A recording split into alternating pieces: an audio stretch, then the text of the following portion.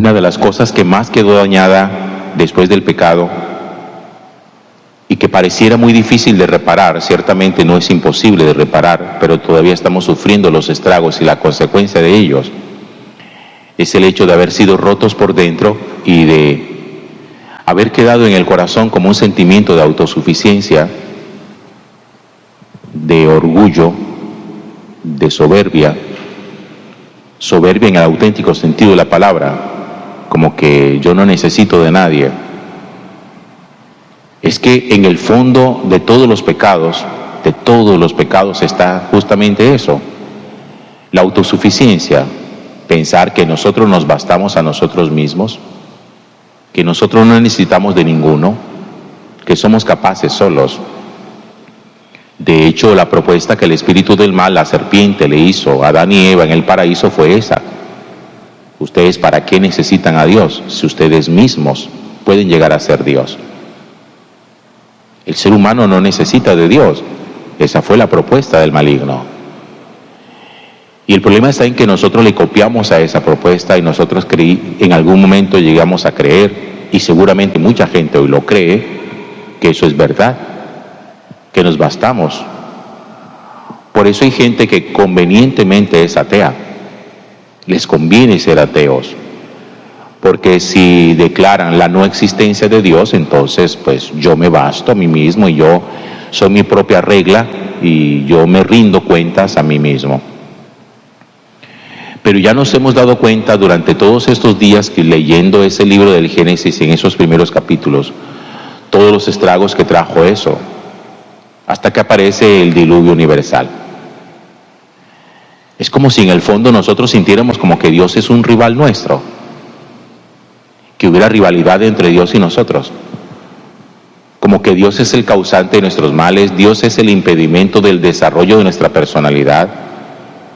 Ustedes saben que ese es hoy el discurso que mucha gente maneja, el desarrollo de la libre personalidad, y hay gente que considera que Dios es un obstáculo para el desarrollo de su personalidad.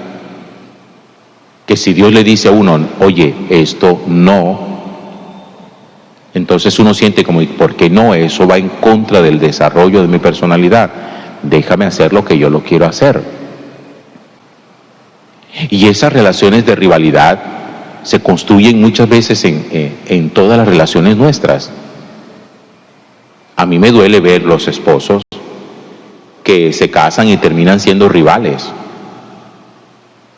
Como que, a ver quién es el que tiene poder aquí, a ver quién manda, a ver quién tiene la razón, a ver quién se impone. En los negocios también se impone la rivalidad de las sociedades económicas. Eso de que en una empresa alguien tenga el 51% de las acciones, en eso hay rivalidad, porque el que tiene 51% de las acciones domina sobre el que tiene las 49. Yo tengo más que tú. Y en la amistad también pasa muchísimo. Los amigos supuestamente se respetan entre sí, pero hay amigos que intentan imponer su criterio a los otros amigos. Y esa es una cosa que se dañó desde el pecado. Nuestras relaciones vienen muy lastimadas. Miren, establecer relaciones hoy sanas no es tan fácil. Tener amigos verdaderos no es sencillo. Crear un vínculo esponsal no es fácil, eso no es tan fácil.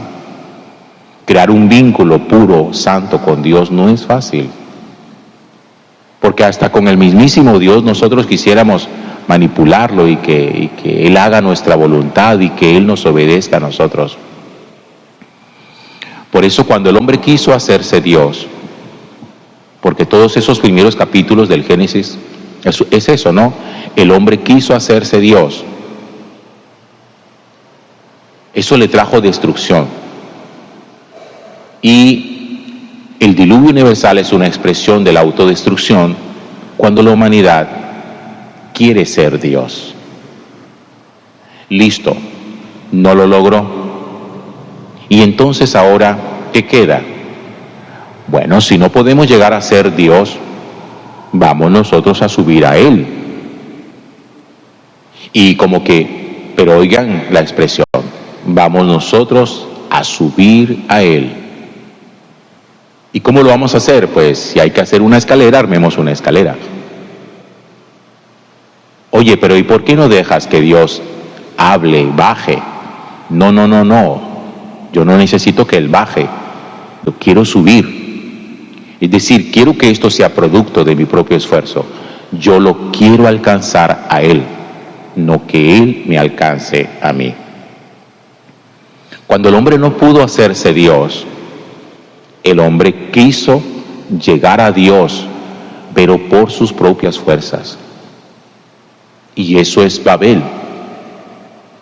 El texto de hoy que nos habla de la Torre de Babel, una edificación altísima construida con un objetivo, dice llegar al cielo. Vamos a preparar ladrillos y a cocerlos en el fuego. Vamos a construir una ciudad y una torre que alcance el cielo para hacernos un nombre. Vamos nosotros a llegar al cielo. Y en esa tarea de pretender llegar al cielo, también fracasaron. Porque el hombre tampoco es capaz de llegar al cielo. Es más fácil que el cielo llegue a nosotros que nosotros llegar al cielo. Y de hecho, la mejor manera de poder nosotros interpretar y entender ese texto de Babel es poniéndolo en paralelo con el texto de Pentecostés, que eso es lo que hacemos por allá en las vísperas de la vigilia de Pentecostés. Acuérdense qué pasó en Pentecostés. Un pueblo disperso en distintas lenguas. El Espíritu Santo baja, Dios baja sobre los pueblos dispersos por las lenguas y los convierte en una sola nación con una sola lengua, donde todo el mundo se entendía. Contrario a lo que pasó con Babel. Un pueblo que tenía una sola lengua, que intenta subir a Dios y que en su orgullo, su prepotencia, terminan dispersos y ya nadie es capaz de entender a nadie. Cuando el hombre intenta subir al cielo, escalar al cielo, fracasa. Pero cuando el cielo es el que desciende al hombre, ahí es donde el hombre triunfa. Y ahí comprende uno mejor esa expresión de Jesús que dice, es que no son ustedes los que me eligieron a mí. Fui yo el que los eligió a ustedes. No son ustedes los que subieron a mí, por decirlo de esa manera. Fui yo el que descendí a ustedes. Por eso, como el hombre no puede subir a Dios, miren, y hoy existen muchos intentos, fallidos ellos, para subir al cielo. Prácticas esotéricas, con denominación espiritual, pero que fracasan en el intento. Porque eso no es posible. Miren, nosotros no tenemos herramientas, no tenemos una escalera, no tenemos una forma como de ascensión. Lo que hay que aceptar es que Dios baja a nosotros, Él es el que sale al encuentro de nosotros, nosotros no le salimos al encuentro de Él, como los discípulos de Emaús también, que Jesús es el que sale al encuentro de ellos. Y por eso, en todos esos intentos que uno tiene como de vinculación, de sanar relaciones, de sanar vida esponsal, uno tiene que estar siempre atento y pensar cómo el otro quiere llegar a mí. Y creo que esa es una de las cosas que ayuda muchísimo en el descenso. Porque cuando uno quiere simplemente ascenso, y eso aplica para muchas cosas, los ascensos económicos, los ascensos laborales, para una persona, ¿qué es ascender? Detrás de esa palabra, que puede esconderse mucha cosa interesante, sin duda, lo ascendieron en el puesto, lo ascendieron en la empresa. Obvio que todo eso implica una mejoría en su economía, etcétera. Estupendo. Pero ¿qué hace una persona cuando asciende? ¿Qué quiere una persona hacer cuando asciende? ¿Llegar a la cúspide? ¿Llegar al cielo? ¿Nuestros ascensos buscan tocar el cielo? ¿Cómo llamamos nosotros el cielo del ascenso? Éxito. La persona quiere ascender para ser exitosa. Y el éxito es el nombre secular del cielo. Entonces, queremos tocar el cielo con las manos. Es una expresión popular. Tocar el cielo con las manos. Y eso no es posible.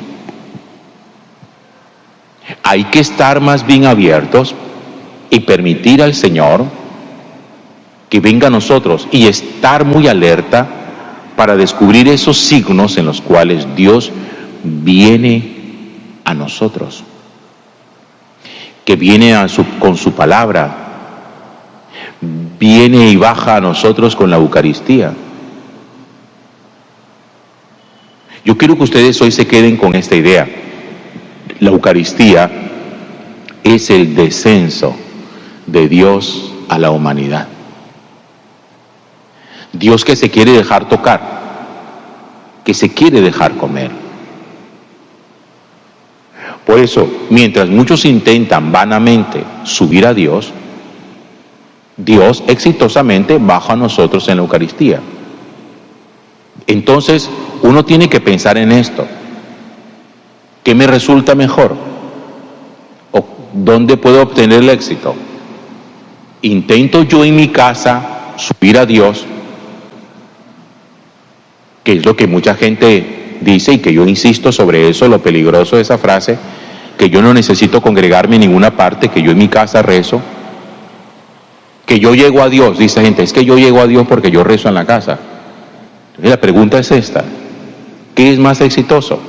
¿El que se queda en la casa solo pretendiendo subir a Dios o el que como católico participa de la Eucaristía donde Dios baja a nosotros? Yo creo que en el corazón de todos los seres humanos existe una torre de Babel. De todos. Porque nosotros tenemos una torre del éxito, tenemos una torre de prosperidad, tenemos una torre de autosuficiencia, tenemos una torre enorme que se llama ego. Ego. Babel es la egolatría, la adoración de sí mismo. Y esa torre siempre trae mucha confusión. Por eso, mientras uno más ególatra es, más confundido anda. No es fácil llevar una vida organizada donde uno cree que el Babel del corazón o la Babel del corazón puede llegar a alcanzar a Dios. Gloria al Padre y al Hijo y al Espíritu Santo.